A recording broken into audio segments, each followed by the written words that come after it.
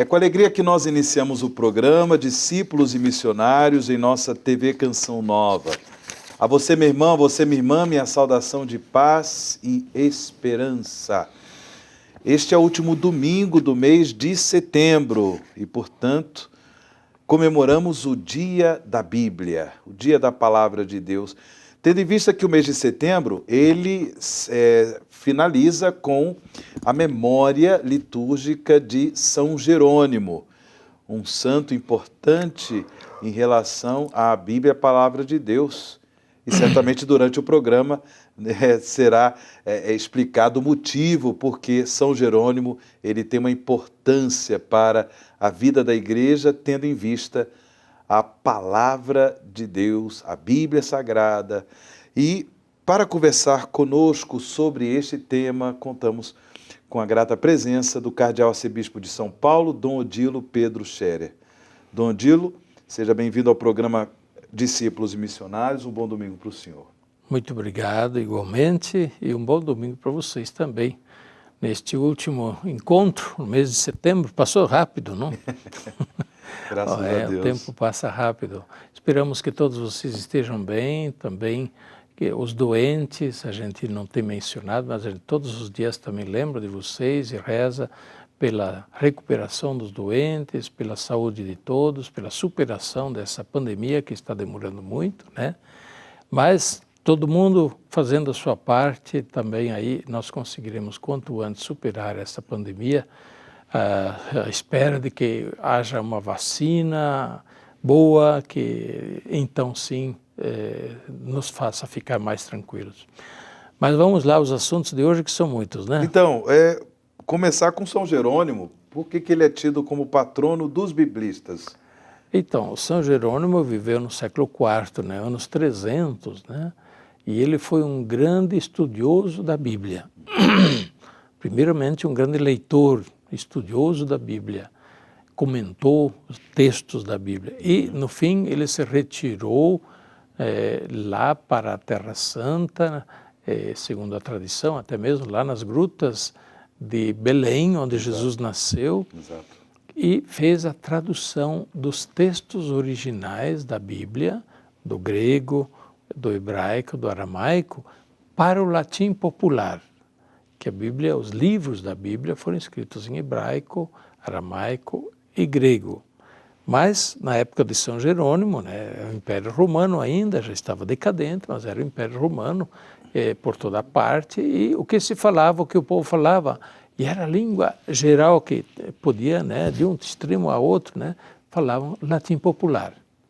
Então, São Jerônimo traduziu os textos originais das línguas originais para o latim popular. Esse latim popular chama-se latim vulgar, ou, que não é o latim ruim, né? Vulgar hoje não é uma palavra boa. Mas daí vem a Bíblia Vulgata, é o latim popular, né? E graças a São Jerônimo, então, houve maior acesso do povo à leitura da Palavra de Deus. Claro que ainda estamos longe de ter a Bíblia em cada casa, que ainda não tinha Bíblia impressa, não se tinha inventado a imprensa ainda, Exato. né? Isso tem que esperar ainda muito tempo, até 1500, 1600. Porém, já no tempo de São Jerônimo e daí para diante, se tornou possível ler a Sagrada Escritura, os Evangelhos, numa língua que todo mundo podia ler. Dom Odilo, durante esse mês também aqui no nosso programa Discípulos e Missionários, refletimos alguns pontos, né, da exortação apostólica pós-sinodal do Papa Bento XVI, Verbum Domini, né? E o senhor, no último domingo, fez menção que gostaria de comentar mais uma parte da terceira parte desse documento Verbum Domini. Sim. E trata de que essa parte, Dom Então, a Odilo? terceira parte fala verbo mundo, ou seja, a palavra de Deus que é para o mundo, né? Não é simplesmente para nós dentro de casa, né? Para nós, sim, nós somos agraciados pela palavra de Deus, mas não é só para nós, é para o mundo, é presente para o mundo. Na última parte dessa terceira parte, o Papa trata de um tema fundamental, a palavra de Deus que se insere nas culturas. E depois a palavra de Deus que para o diálogo entre as religiões, o diálogo com as outras religiões, enfim, para tratar do tema da fé, da religião, assim por diante. Então, a palavra de Deus que entra nas culturas, de levar a palavra de Deus a todos os povos e culturas. Aí vem todo o tema também da questão das traduções da Bíblia, né? Traduzir a Bíblia, e o Sínodo recomendou um esforço grande para que se aumentassem as traduções nas línguas onde ainda não havia, porque é diferente eu ler a palavra de Deus numa língua estrangeira do que ler na minha língua mãe, né? E Deus fala na nossa língua, né? Deus se fez cultura nesse sentido. O verbo de Deus fez carne, já entrou numa cultura e quer entrar em todas as culturas. A igreja é, portanto, aquela que continua a fazer com que o verbo se faça cultura e, assim, entre e influencie e ajude todas as culturas. Por outro lado, a palavra de Deus para o diálogo interreligioso, diálogo com as religiões. Todas as grandes religiões têm o seu livro sagrado. E aí, como fica? Nós temos o nosso livro sagrado, que é a Bíblia, né? E então, em todos os livros sagrados existem coisas naturalmente bonitas, coisas que são verdadeiras e muitas outras coisas que divergem, evidentemente, né? Então, a palavra de Deus é palavra de diálogo, Deus que dialoga, Deus que tem paciência também para que o homem pouco a pouco vai se abrindo, vai entendendo, vai acolhendo. Então, o que diz o Sínodo, o Papa diz que no diálogo com as culturas não se deve ter, primeiro, medo de falar da palavra de Deus, não esconder a palavra de Deus. Segundo, respeitar a consciência e a liberdade, não forçar ninguém a aceitar sem liberdade a palavra e a minha fé. Cada um, naturalmente, deve ser respeitado na sua consciência. Finalmente, fala da palavra de Deus que é eterna. Ainda tem gente esperando mais uma palavra de Deus. É interessante. Já no início do cristianismo, São Paulo chama atenção, porque tinha aqueles que tinham coceira no ouvido, queria ouvir sempre uma pregação nova, diferente. Temos ainda hoje esses que querem sempre ouvir uma pregação diferente. Isso aqui já sei, já ouvi.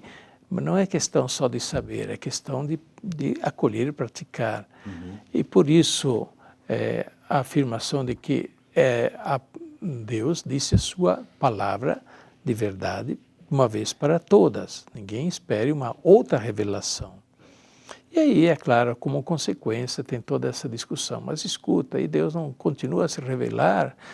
Deus continua a se revelar, revelando aquilo que já revelou mais uma vez. Isto é, nos ajudando a entrar mais e melhor naquilo que Deus já revelou. Estamos chegando ao final do programa Discípulos e Missionários. E você pode rever esse programa e tantos outros programas Discípulos e Missionários através do nosso canal do YouTube, youtube.com/Play Canção Nova, youtube.com/Play Canção Nova. Aproveite para divulgar o nosso programa em suas redes sociais. Chegando ao final do programa, Dom Odilo, no próximo domingo haverá coleta do óbolo de São Pedro, não é isso?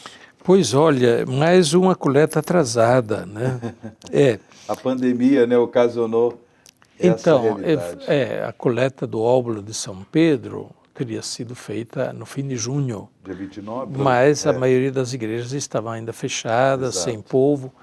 Então, pede, né, a igreja, a Santa Sé, no caso, que se faça no próximo domingo essa coleta que devia ter sido feita. Mas agora, é um gesto nosso de partilha, de generosidade com aquelas ajudas universais que o Papa dá em nome de toda a Igreja. Então, com o óbolo de São Pedro, nós, de alguma forma, colocamos na mão do Papa e dizemos: Papa, ajuda lá, ajuda cá, ajuda aí. Claro. É o óbolo de São Pedro. Com o óbolo de São Pedro, por exemplo, agora durante a pandemia, o Papa ajudou muitos lugares. Inclusive no Brasil. Inclusive no Brasil. Né, com medicamentos, com respiradores, com tantas, naturalmente não são ajudas que possam resolver todo o problema, mas o Papa fez a caridade em nome de toda a Igreja. Então isso é o óbolo de São Pedro. Sejamos generosos domingo que vem.